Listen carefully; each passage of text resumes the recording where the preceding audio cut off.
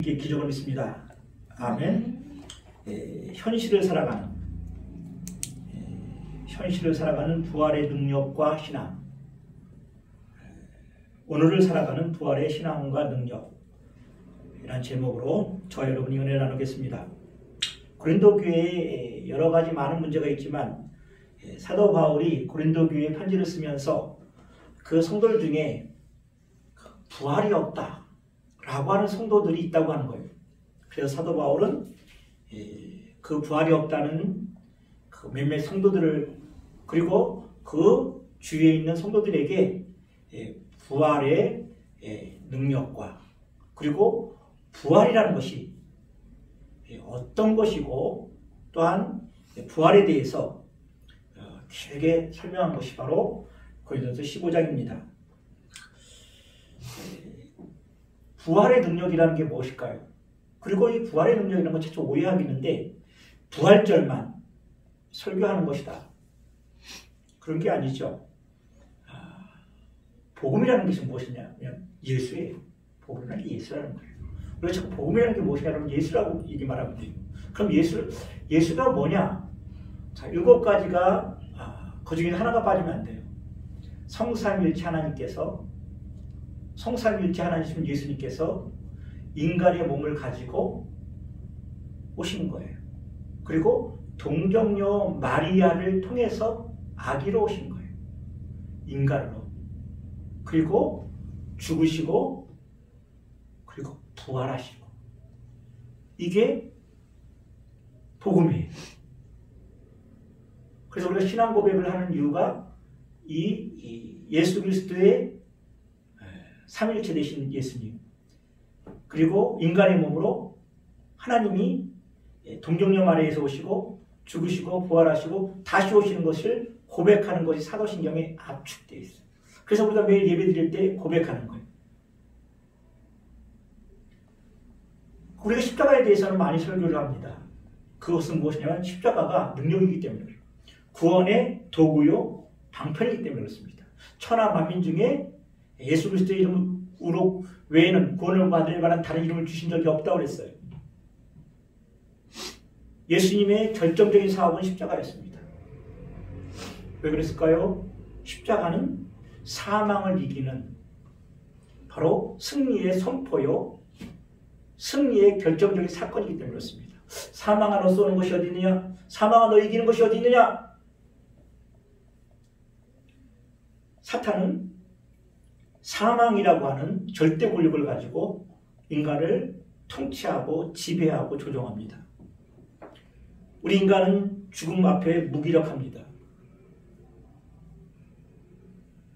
그래서 누구든지 죄 안에 노예처럼 살다가 그리고 영원한 형벌소에 갔을 바 운명밖에 없었는데, 우리 예수 그리스도가 죽으심으로, 죽음을 이기심으로 우리는 지금 하나님 나라의 백성으로 하나님의 형상을 입고 살고 있습니다. 그럼에도 불구하고 우리는 아직도 이 세상에 살고 있습니다. 그게 기독교의 신비죠. 하나님의 백성이면서, 그리고 하나님 나라에 속해 있으면서 또한 이 세상 나라에 속해 있고, 하나님의 형상을 예수 그리스도의 십자가로 말미암아 우리가 같이 부활할 때 입었는데도 불구하고 이 땅에, 이 세상의 형상을 그대로 입고 있어요. 그게 모순이죠. 기독교의 모순이에요. 그런데 그 모순이 역설적이게도 오늘 이 땅에 존재하는 거예요. 기독교의 부활이란 무엇이냐면, 그래서 부활신앙이라는 건 무엇이냐면, 우리는 죽지 않습니다만 죽지만 죽지 않아요. 역설적이게도. 그렇기 때문에 죽지 않는 하나님의 백성이 죽을 몸을 지금 임시적으로 지고 있는 이 세상에 살아가는 때 오늘 그 모순을 해결할 수 있는 방법은 바로 부활의 신앙밖에 없다는 거예요. 부활의 능력밖에 없다는 겁니다. 우리는 그래서 매일 부활해야 돼요. 사도 바울이 오늘 본문에 말씀했죠.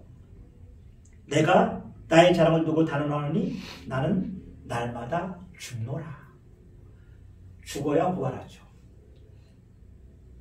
자, 오늘 이 말씀을 가지고 또한 또 고린도후서 12장에 있는 말씀을 또한 참고해서 오늘 현실을 사는 부활의 신앙과 능력을 제목으로 은혜를 받겠습니다. 두 가지로 소대지로 정리해서 은혜를 나누겠습니다.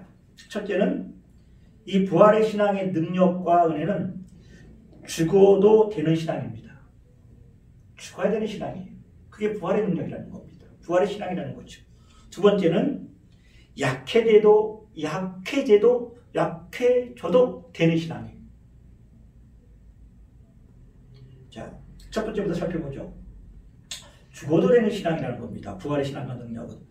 고린도 교회의 성도들이 부활이 없다는 부활의 의심을 하는 것을 보고 사도 바울은 그건 모순이라는 거예요. 왜 그렇습니까? 우리가 이 땅에 사는 것은 부활이 있기 때문에 예수 그리스도의 십자가를 붙잡는 것이고 부활이 있기 때문에 오늘도 살며 기도하는 것인데 부활이 없다는 거예요. 부활이 없다 하면 기독교는 단지 우리의 윤리적인 도덕적인 삶을 향상시키기 위한 도덕적 가치만 있는 도덕책일 수도 있습니다. 그럴 수 있어요. 그래도 충분하죠. 그러나 기독교는 그 이상이라는 거예요. 기독교는 생명이기 때문에 죽어도 살고 살아있는 자는 영원히 살 수 있는 신비의 종교요, 생명의 종교요, 부활의 종교이기 때문에 모순입니다. 어떤 모순이죠? 부활이 없다고 하는 것은 바로 기독교의 모순이고 기독교 자체의 진리를 뒤흔드는 거예요. 이것을 우리 형용모순이라는 게 있죠. 성립이 안 되는 거죠. 세모난 동그라미, 불타는 얼음, 따가운 따뜻한 아이스 커피, 말이 안 되는 거죠. 이게 형용모순이라고 해요. 형용모순이라는 겁니다. 어떻게 부활신앙이 없이 부활의 능력이 없이 기독교를 믿을 수가 있냐는 겁니다. 믿을 수가 없어요. 그리고 부활의 능력이 나타나지도 않아요. 기독교는 단지 헛소리하는 종교에 불과해요. 사도 바울이 뭐라고 얘기합니까? 부활이 없다면 나는 세상 사람들 중에 가장 불쌍한 자로다 라고 얘기를 해요. 19절이죠. 우리가 다 읽진 않았지만 사실 오늘 15장 1절부터 마지막 절까지 다 읽었으면 좋았을 텐데 제가 핵심되는 부분만은 추려서 제가 봉독해 드릴게요. 19절에 보면 만일 그리스도 안에서 우리가 바라는 것이 다만 이 세상의 삶뿐이라면 모든 사람 가운데 우리가 더 불쌍한 자니라. 다 사도 바울이 헛소리하고 있고 앞에 있는 목사가 헛소리하고 있고 우리의 삶이 헛된 삶이에요. 부활이 없다면 그리고 의미가 없어요. 부활이 없는 신앙은 모순된 신앙이에요. 차라리 이 세상 사람들은 이 세상이 한 번밖에 없어요. 세상이 한 번밖에 없잖아요. 그러니까 이 세상에 전력질주하고 살아요. 거짓말하고 거짓말을 해도 그들은 아무런 영심이 두려움이 없어요. 경쟁하고 헛듣고 내버려두고 그렇게 살아요. 그런데 세상 사람들은 그래도 일관성이라도 있죠. 이 생에 사는 목적이 행복이다. 그런데 하나님을 믿는 백성들이 부활이 없다면 그건 위선적인 거예요. 부활의 능력으로 살지 못한다는 것은 참 너무나 가벼운 삶을 사는 거예요. 너무나 가벼운, 너무나 경박한 삶을 살 수밖에 없어요. 부활의 삶을 산다면. 부활의 삶을 살지 못한다면, 부활의 능력으로 살지 못한다면, 부활의 신앙으로 살지 못한다면 우리는 세상 사람들과 똑같아요. 물론 죽으면 부활하죠. 그럴 수 있고 또 그 믿음도 기회해요. 그렇지만 우리 기독교의 능력과 은혜를 뺏어가는 거예요. 잃어버리는 거예요. 많은 은혜를 잃어버리는 거예요. 왜 부활의 능력으로 살지 못합니까? 부활의 은혜 속에 살지 못합니까? 가벼운 신앙이, 부활의 신앙이 없으면 참으로 가벼운 신앙이 돼요. 가벼운 신앙이라고 그러니까 그 밀란 쿤데라의 참을 수 없는 존재의 가벼움이라는 책이 있죠. 안 읽어봤으면 우리 자녀들 한번 읽어봐야 되는데 그 내용은 그거예요. 인생은 한 번밖에 없어요. 한 번밖에 없던 인생이라는 거는 없는 거나 같아요. 없는 거나 같기 때문에 이 세상은 너무나 가볍다는 거예요. 그런데 그렇게 살면 되는데 어떤 사람에게 있어서는 한 번이라는 삶이 굉장히 의미가 있어요. 그래서 그 의미를 찾다가 갈 때 비로소 인생은 무거워진다는 거예요. 그래서 참을 수 없는 존재의 가벼움이라는 거예요. 의미를 모르고 살아간다는 것. 존재의 의미를 모르고 산다는 것. 그것이 밀란 분들의 참을 수 없는 존재의 가벼움에 나타나는 부분이에요.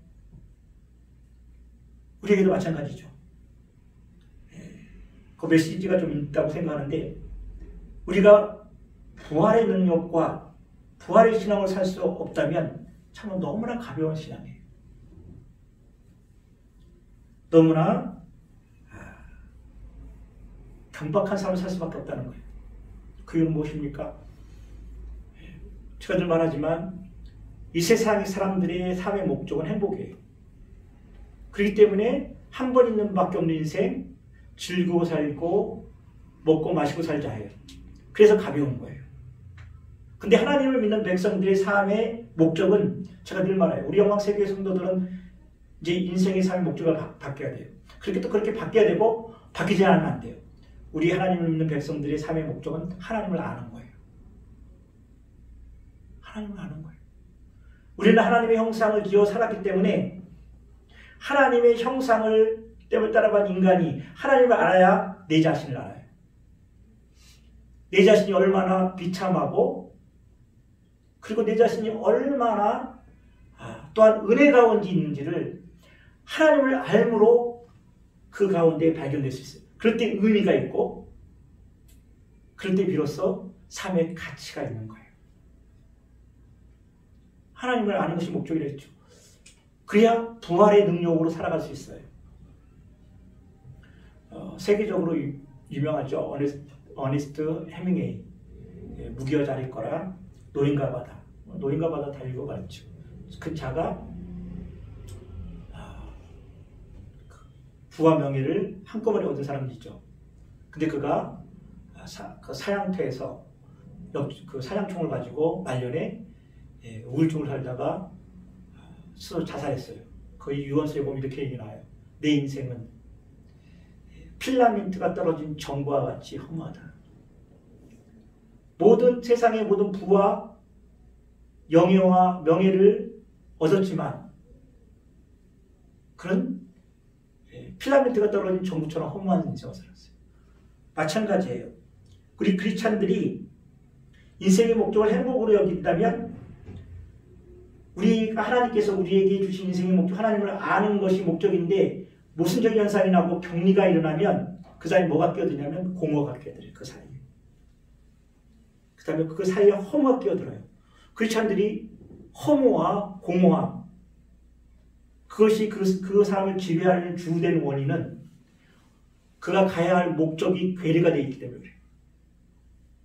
우리 하나님을 믿는 백성들은 우리가 예수 그리스도를 주라 시인하고 부활의 신앙으로 살아가라고 고백하는 하나님의 백성들은 이제는 하나님을 아는 것이 목적으로 변환되는데 인생의 행복을 목적으로 사는 그 아직 인간의 땅의 형상을 그대로 가지고 살기 때문에 하나님의 형상을, 하늘에 있는 형상을 우리가 주님을 믿는 순간부터 던지는 순간 괴리가 일어난다는 거예요. 그 괴리만큼 공허해요. 허무해요. 모든 거 다 가졌는데 내가 인생을 잘 살았는데 다 잘 살았는데 남들보다 한 평씩 더 넓고 남들보다 100cc 더 넓은 차 사고 우리 자녀들은 다 좋은 직장에 있고 그런데 뭔가 허전해요. 공허해요. 그리고 인생 막판에 들어보면 내가 잘 살았나? 내 인생이 이게 전부인가? 공허해요. 허무해요. 부활의 신앙을 살지 못했기 때문에 부활의 삶을 살지 못했다는 거예요.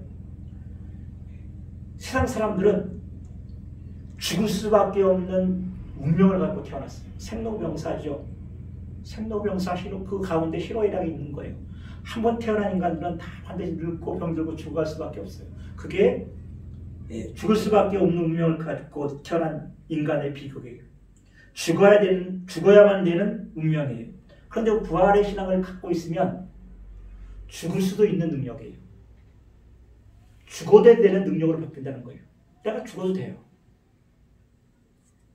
부활의 신앙이 있으니까. 사도 바울이 나는 매일 중요하라고 그러죠. 사도 바울의 고백이 어떤 고백입니까? 에베소서 1장 27절에 보면 제가 읽어드릴게요. 그러나 이제 내가 사는 것이 그리스도니 죽는 것도 유익함이라. 그러나 만일 육신으로 사는 이것이 내일의 열매일진데 무엇을 택하는지 나는 알지 못하느니라. 내가 그 둘 사이에 끼었으니 차라리 세상을 떠나서 그리스도와 함께 있는 것이 훨씬 더 좋은 일이나 그렇게 하고 싶구나. 내가 육신으로 있는 것이 너희를 위하여 더 유익하니라. 이게 바로 부활의 능력으로 사는 사도 바울의 신앙 고백이에요. 나는 지금 당장 떠나 천국에 가는 게 너무 좋아요. 천국에 가는 게 너무 좋아요. 거기에는 슬픔도 눈물도 한숨도 없어요. 권태도 없고 파탄도 없어요. 그게 천국이에요. 그래서 빨리 30층에 올라가 봤던 사도 바울은 빨리 천국에 가고 싶은데, 근데 내가 아직도 이 땅에 있는 것은 너희들을 위해 더 유익함이라. 그래서 내가 가지도 못하고 이 땅에 머물지도 못하고 둘 사이에 끼었노라. 이런 신앙 고백 정도 나와야 되죠. 이게 바로 부활의 능력이요, 부활의 신앙이에요. 언제든지 천국에 가고 싶어요. 눈 감으면 주님, 내가 눈 감으면 천국이기를 원합니다. 눈 떠보면 천국이기를 원합니다. 그러나 내가 눈 떠보면 현실이면 아직도 내가 기도해야 할 사람, 아직도 내가 전도해야 할 사람, 아직도 내가 양육해야 될 사람이 있기에 하나님 감사합니다. 이게 부활의 능력이고 부활의 신앙이에요. 그러기에 사도 바울은 부활의 능력으로 살았기에 그 삶이 강하고 담대하셨습니다. 두 번째, 부활의 신앙은 약해져도 되는 신앙이에요. 우리는 강함을 추구합니다. 부를 추구합니다. 그러기에 약함이라는 것, 궁핍하고 연약한 것에 대하여 알레르기적으로 부정하고 싶어 합니다. 고린도후서 12장 제가 읽어드릴게요. 8절 9절에 보면 이렇게 나옵니다. 이것이 내게 떠나기 하기 위하여 내가 3번 주께 간구하였으나 육체에 가시가 있다는 거죠. 내가 이르기를 내 은혜가 내게 족하도다. 이는 내 능력이 약한 데서 온전하여짐이라 하시므로 그러므로 들려 크게 기뻐함으로 나는 여러 약한 것들에 대하여 자랑하노니 이는 그리스도의 능력이 내게 머물게 하려 함이라. 그러므로 내가 그리스도를 위하여 약한 것들과 능력과 궁핍과 박해와 공부를 기뻐하노니 내가 약할 그때 강함이라. 기독교의 역설이며 신비며 능력입니다. 사도 바울은 약할수록 강해지는 거예요. 부활의 능력 때문에. 약해져도 되는 신앙이에요. 약해져도 부끄러워하지 않은 신앙이에요. 약해져도 부끄럽지 않아요. 약해져도 버림받지 않는다는 신앙이에요.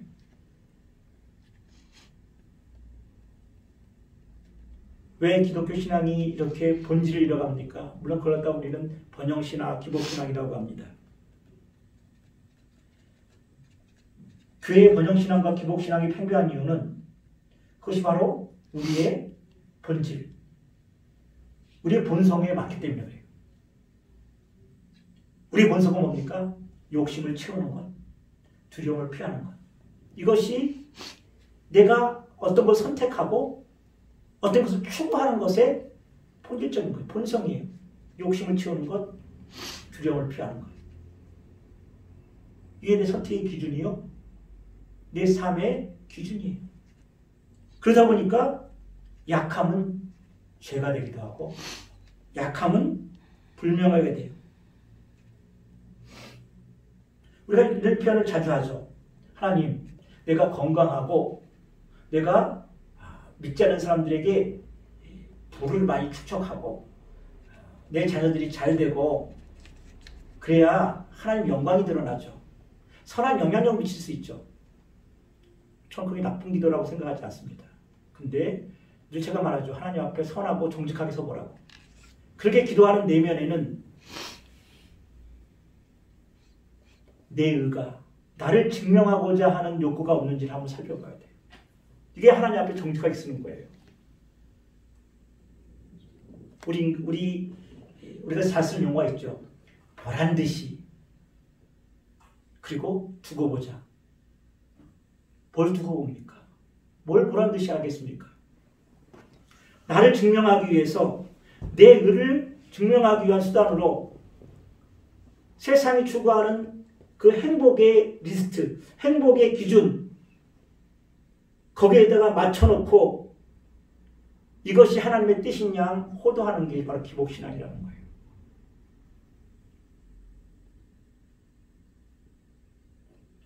약해도 부끄럽지 않아요. 약해도 궁핍해도 병들어도 부끄럽지 않아요. 내가 하나님께 버림받았다고 생각하지 않아요. 그 신앙이 부활의 신앙이에요. 그래서 강한 거예요. 그래서 탁월한 거예요, 기독교가.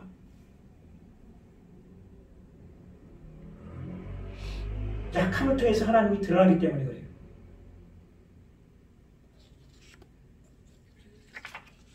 우리가 약함 속에서 부활의 능력으로 산다면 그 안에서 하나님의 능력이 나타나요.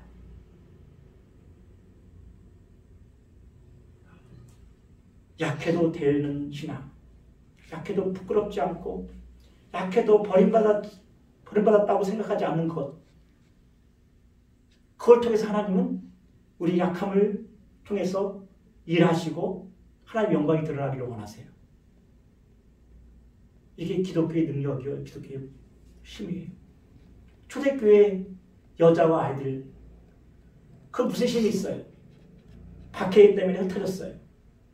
무기력하게 흩어졌고 박해받아 흩어졌고, 그러나 그들이 흩어지면서 기독교는 세계적인 종교가 된 거예요. 하나님께서는 우리의 약함을 사용하세요. 하나님께서는 우리의 약함 속에 당신의 능력이 나타나시기를 원해요. 그래서 그것을 통하여 하나님께서 영광 받으시기를 원하고, 그걸 통해서 우리가 부활의 신앙으로 하루하루 살아가기를 원하신다는 거예요.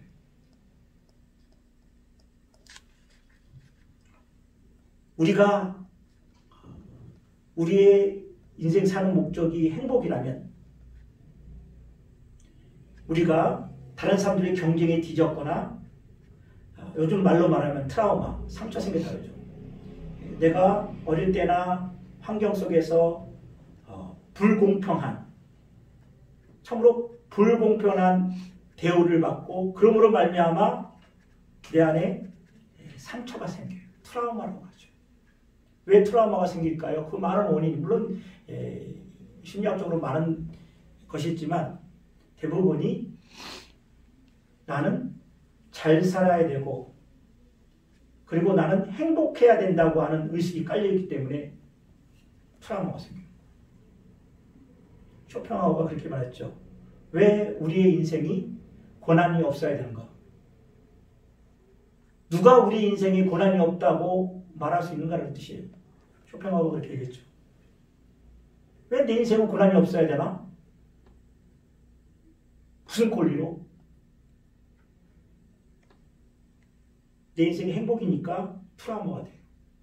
그러나 하나님의 나라, 그리고 하나님을 알기를 원하는 사람들에게는 그가 당한 모든 고통들이 스티그마, 흔적이 돼요. 어떤 사람에게는 트라우마가 되고 어떤 사람은 스티그마가 돼요. 골로새서 찾아봐야겠네. 갈라디아서 6장 17절군요. 내가 내 몸에 예수의 흔적을 지니고 있노라. 나를 건들지 말라는 거예요. 사도 바울은 예수 그리스도의 흔적을 몸에 지녔어요. 3번 40에 강한 하나매를 3번이나 맞았어요. 권장을 서른데 맞아보세요. 여기 사람 사는 건지. 바로 파산하고 돌에 맞고. 그랬다고 하면 상처가 많았겠죠. 트라우마가. 그래서 그냥 돈만 봐도 부들부들 떨고 물만 봐도 하나 못 가. 트라우마죠.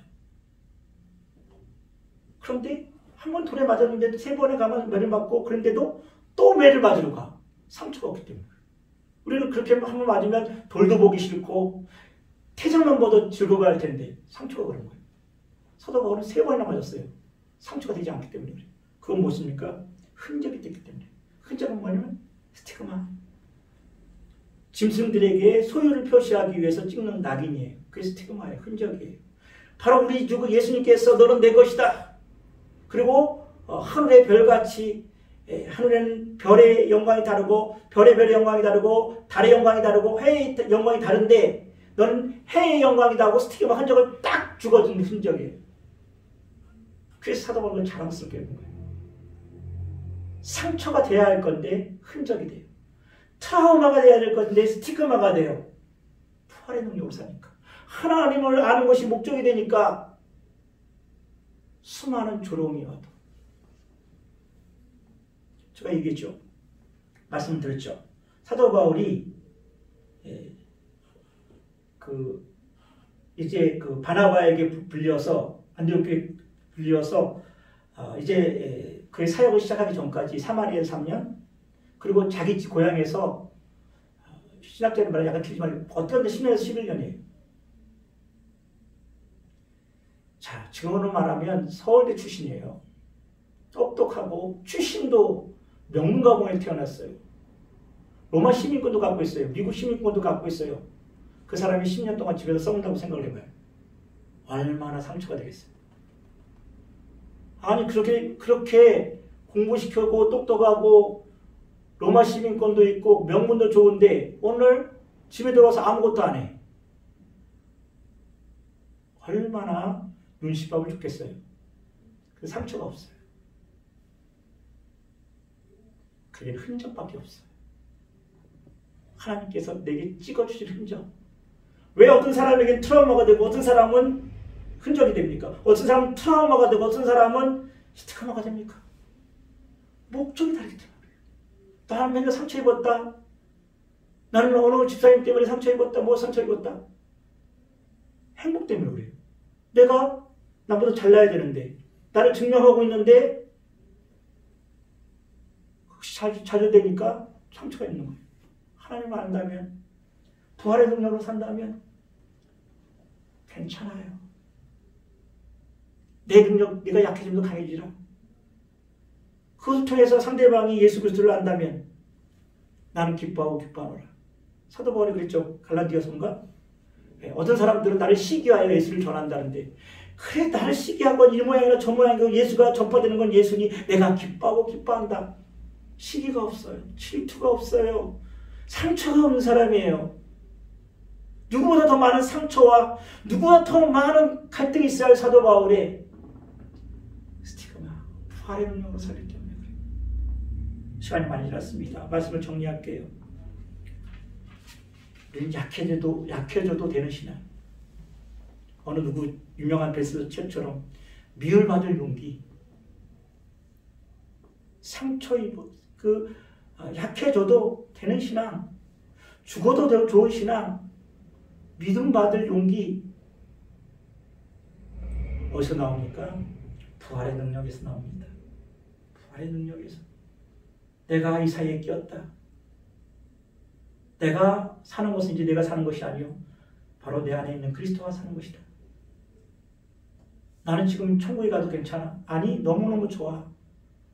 빨리 가고 싶어. 그러나 내가 이 땅에 있는 것은 아직도 내가 돌보아야 할 내 이웃과 내 자녀와 내 아내와 남편과 그리고 내 친척들이 있기 때문에 그들을 위해 내가 좀 더 기도하라고 선한 영향을 베풀라고. 이게 바로 선한 영향력이지.